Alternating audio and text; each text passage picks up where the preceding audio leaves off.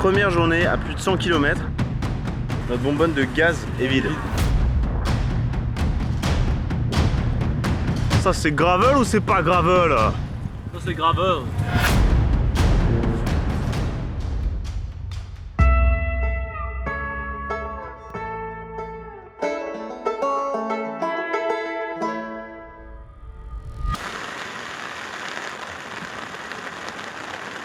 Bon, on a mis un peu plus de temps à se lever que prévu. On a regardé la météo, on a capté que on allait se prendre un orage mais pendant des heures et des heures. Ça nous a un peu pété le moral. Ce matin, on a vu que les prévisions étaient encore pires. Du coup, on a mis un peu de temps à se lever. On est un peu en mode flemme, mais on va faire quelques kilomètres jusqu'à Rome. En fait, je pense que c'est parce qu'on se met trop d'objectifs. On se met des objectifs trop durs, on les atteint pas et du coup, on est frustré.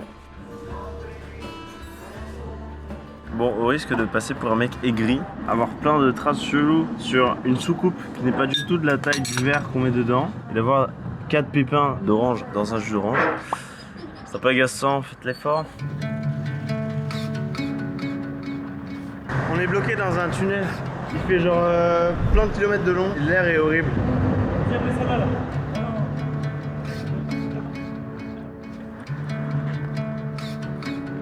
Pour être honnête avec vous, cette journée a probablement été l'une des moins agréables. On avait un peu le moral dans les chaussettes et je vais vous expliquer pourquoi. Les gens, quand je leur parle de mon voyage, ils ont tendance à penser que le plus difficile, c'est genre l'effort physique, la fatigue, alors qu'en vrai, c'est surtout de garder le moral. Et de garder le moral, notamment quand tu sais que la météo, elle va pas être cool. Le sacrifice sans lequel on pourrait pas vivre cette aventure, c'est le confort. C'est-à-dire que c'est parce qu'on sait jamais où on va manger, où on va dormir, qu'on cherche des beaux endroits, qu'on fait des rencontres, tout ça. Mais le truc qui pendant tout le trajet nous minait le moral, vraiment c'est la pluie. C'est-à-dire que faire du vélo sous la pluie, c'est assez relou, t'as froid ou alors t'as trop chaud. Et le pire, c'est quand tu sais qu'il va pleuvoir dans les prochaines heures. Tu cogites, t'as pas envie de parler à ton pote, tu pues le seum, t'es triste. En gros, tu passes la journée à t'imaginer les pires conditions dans lesquelles tu peux te retrouver. Tu t'imagines monter la tente sous la pluie, préparer à manger sous la pluie, dormir dans un duvet mouillé, enfin bref, que des trucs qui sont vraiment démotivants. Alors qu'une fois que tu te retrouves sous la pluie, c'est pas hyper agréable, mais ça passe, tu te rends compte que c'est pas si terrible que ça. C'est surtout l'appréhension en fait. Avec Jérôme, on le sait, on a fait 15 ans de scoutisme ensemble, on a dormi dans la neige, dans l'orage, sous la flotte, mais c'est vraiment le fait de projeter l'inconfort qui est le plus dur.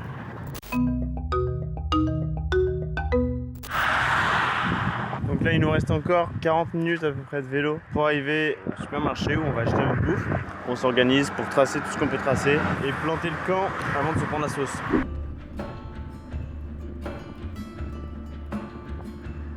Bon, du coup, les courses ont été faites. Voilà, on a pris des petits trucs pour se mettre bien. Tomates cerises. Et du coup, je me suis un peu foiré dans les proportions. 1,5 kg de lasagne pour ce midi. On va voir si on est des vrais bikers et qu'on a un bon appétit ou si on a des petits fragilos. Moi, je pense qu'on va tout finir. On y va quand c'est vert ou quand on a marqué le stop? Non comprendo. Quoi? Il y en a un dans le coin? Ça se tente, ça se tente. Buongiorno, sono francese. Con mio amico attraversiamo l'Italia da Bari a Milano e per questa lotte ricerchiamo giusto una piccola di erba per plantare la nostra tanta. E domani partiamo. No, qua non si può. Non è possibile? No, Ah. mi spiace. Buonasera. Est-ce que c'est bien comme endroit pour dormir, Géraud? Ça va. Un peu poussière, mais après une journée comme ça, non, en vrai, on est max. Ah ouais, on est à l'hôtel. Donc, où est-ce qu'on dort? On dort chez un agriculteur qui agriculte des kiwis. Petite question pour vous, savez-vous comment on appelle l'arbre qui fait les kiwis? J'entends beaucoup d'entre vous qui vont dire un kiwitier, c'est non. Géraud, tu peux me dire la réponse, s'il te plaît? Putain, j'arrive jamais à dire. Un lactitia. Exactement, un actingia. Un actingia. Actingia qui donne des kiwis. Voilà, la période de récolte, pour ceux qui souhaitent le savoir, c'est autour d'octobre. Donc là, on est en plein dedans. On est arrivé sur la propriété. Vraiment, on faisait toutes les maisons. On était un peu au bout du roule. Plusieurs personnes, ils ont même pas voulu comprendre. Ils nous ont dit non. Donc on arrive devant la maison. Et il y a 2 femmes qui attendent. Et donc on leur demande. Et elles disent non, c'est pas possible. Donc on demande pourquoi c'est pas possible. Et elles disent parce que on n'est pas propriétaire et le propriétaire il est pas là. Et en fait si, le propriétaire sort parce que le propriétaire était là. Donc elles nous ont menti pour nous tège, sans même essayer de nous aider, genre on va demander au propriétaire ou on peut pas ou je sais pas quoi. Le propriétaire on lui dit monsieur on peut dormir. Il dit bah ouais j'ai de l'herbe. Vous voulez de l'herbe? Tenez. Je lui dis, attendez, vous voulez de l'eau potable? Suivez-moi. Il nous a filé de l'eau potable. Vous voulez peut-être dormir au sec parce qu'il y a une tempête qui arrive. Et voilà, demain, on va pouvoir partir hyper vite. On est passé de, on va essayer de tendre le tarp entre deux arbres pour avoir 3 mètres carrés de sec à un terrain de foot de sec. Bon, un peu poussiéreux. Mais vas-y, Avec on va le pas tarp, faire les princesses. On va poser le tarp juste devant là. Dormir à la belle parce que c'est cool. Voilà, que de retournement de situation.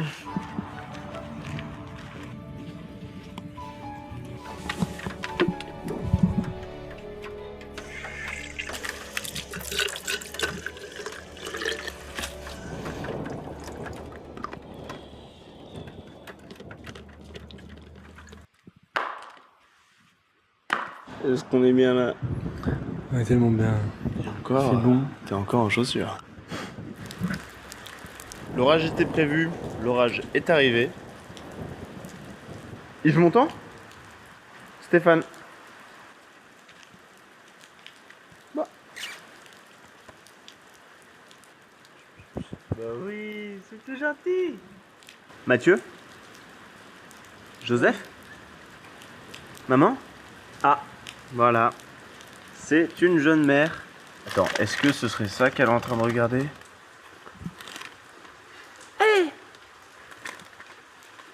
Putain, mais mange pas ça, c'est tombé par terre. Il y a de la poussière et tout. Ça me dégoûte, ça, c'est. T'aurais pu lui donner en propre. Aucun savoir-vivre. Non, c'est bon, c'est fini. Je savais pas faire ça. Mec, t'as un couteau? En effet, j'ai un laserman. Ah, incroyable. Laserman, c'est quoi? Sur chaque plateau de tournage sur lequel vous pouvez mettre les pieds, chaque technicien a son laserman. Donc il y a une pince comme ça, hyper pratique, avec lame assurée à vie, alliage spécial. Ça quand même c'est pas dégueu. Ici il y a une petite scie, enfin voilà, c'est tip top. Et une pince et plein d'autres petits outils cachés. C'est souvent quand vous faites un stage dans le cinéma, on vous en offre un à la fin du stage. Ça n'a pas été mon cas, je suis triste. Mais bon, Vincent Lindon a eu un lion d'or grâce à mon taf aujourd'hui même. Donc ça passe. Vincent Lindon, jouer avec le feu. Je suis extrêmement ému. Merci Isabelle. Merci Isabelle. Merci Isabelle. Merci Isabelle. Et merci à tout le jury. Et Géraud, tu veux une anecdote drôle par rapport au laserman? Vas-y, raconte. Alors en fait, d'où est-ce que ça vient? Bah, Et là- dis-nous, Florian. Bah, du coup là justement c'est chez WAM. Florian, dis-nous. Salut à tous, donc notre histoire commence il y a 50 ans avec Timothy Laserman, un ingénieur en génie mécanique originaire d'Oregon. Est-ce que vous savez qui d'autre a permis à l'Oregon de devenir un état connu? L'état de l'Oregon est situé sur la côte ouest. À ce moment-là, Tim il sait plus trop où il en est dans sa vie et il va décider de partir en road trip avec sa femme à travers l'Europe et il compte bien sur ce voyage pour lui offrir des réponses à toutes ses questions. Donc leur plan de base, c'est ils viennent en Europe pour faire du stop, du bivouac et un peu d'itinérance. Ils se laissent un peu porter par la vie, mais ils se rendent compte que les Européens les prennent pas trop en stop, c'est un peu plus galère qu'ils l'imaginaient. Du coup, ils se décident à acheter d'occasion une Fiat 600. Donc ils continuent leur road trip, sauf que pendant le trajet, il y a pas mal de galères avec cette fameuse Fiat 600. Il n'y a pas de souci là-dessus, Tim c'est un bricoleur, il aime bien mettre les mains dans le cambouis, il a toujours ses outils sur lui, mais ça commence à le saouler un peu parce que autant son couteau il l'a toujours dans la poche s'il faut découper des trucs ou faire des trous, par contre dès qu'il faut serrer un peu plus un boulon ou alors visser quelque chose, bah là il est obligé d'aller dans sa trousse de bricolage et il trouve ça un peu chiant. Et Tim, comme tout bon ingénieur, quand il a un petit problème mécanique comme ça, il se met à bugger dessus, il cogite et il est en mode il faut que ça existe, un couteau avec une pince, avec d'autres trucs, il devient obsédé par ça jusqu'à qu'il trouve la meilleure des solutions. Et dans ce cas-là, il se dit ce serait quand même bien pratique de pouvoir avoir une caisse à outils miniature dans ma poche en permanence pour pouvoir réparer ce que je veux quand je veux. Le road trip se finit, il rentre au pays avec toujours cette idée en tête, créer un outil multifonction hyper pratique. Pour faire ses recherches et son prototype, il lui faut un atelier, donc il va aller dans la cave de son beau-frère, dans lequel il va passer pas mal de journées, pas mal de semaines, et même pas mal d'années. Et au bout de 3 ans, il aura enfin un prototype. C'est bon, il a le premier laserman, et il est prêt à aller démarcher plein de grosses institutions de bricolage pour aller leur vendre l'idée et attendre d'eux qu'ils le commercialisent. Il va rendre visite à plein de potentiels clients à travers tout le pays pendant plusieurs années, et au bout de 8 ans, toujours rien. Mais il lâche rien, il s'acharne, il abandonne jamais. Et après toutes ces années de galère, un jour il ouvre sa boîte aux lettres et il voit une lettre de Cabela's. Alors Cabela's, si vous voulez, c'est un peu l'équivalent de Decathlon mais aux États-Unis. Donc ils vendent du matos de chasse, de pêche, de camping. Et bon, c'est vraiment à l'américaine, donc ils ont des grands halls en bois, ils ont des animaux empaillés, des cascades, enfin c'est un peu des ouf. Mais du coup, c'est un peu ce genre de magasin. Et donc, ils lui font une commande de 500 Laserman pour 12 000 $. Le truc commence à prendre, il y a du bouche à oreille, les clients sont super contents, parce qu'en fait, juste l'objet est trop bien fini. Il est beau, il est pratique, ça ne s'abîme presque pas avec le temps. Aujourd'hui, ils sont devenus énormes, ils ont 400 employés qui travaillent dans leur usine pour créer tous les Laserman qui sont vendus à travers le monde. L'usine est toujours dans l'Oregon, et ils sont devenus la référence mondiale, utilisés autant par les militaires, par les secouristes, que par plein de gens qui sont fans d'activités outdoor, et même par les techniciens sur les plateaux de tournage. Voilà, c'est tout pour l'histoire de Timothy Laserman et son invention. J'espère que ça vous a plu, je suis bien évidemment pas rémunéré pour vous faire la promotion de cet article, c'est juste qu'au fil des années et de mes expériences, j'ai pu voir passer pas mal d'outils et de gadgets en tout genre, et que celui-là, pour moi, méritait vraiment une mise en lumière. Je trouve ça toujours kiffant de voir des objets devenir des références dans leur domaine, alors qu'à la base, c'est pas du tout développé par une grosse firme pour se faire des thunes, c'est juste l'histoire d'un ingénieur têtu qui voulait trouver la meilleure solution à son problème. See this pocket knife size tool? Very compact. It's right in the palm of your hand. You open it up and you have a pair of needle nose pliers. You have more usual blades in a pocket knife too. You have a cannon bottle opener. You have what you always need in a good pocket tool, full length knife blade. That's Mr. Crunch.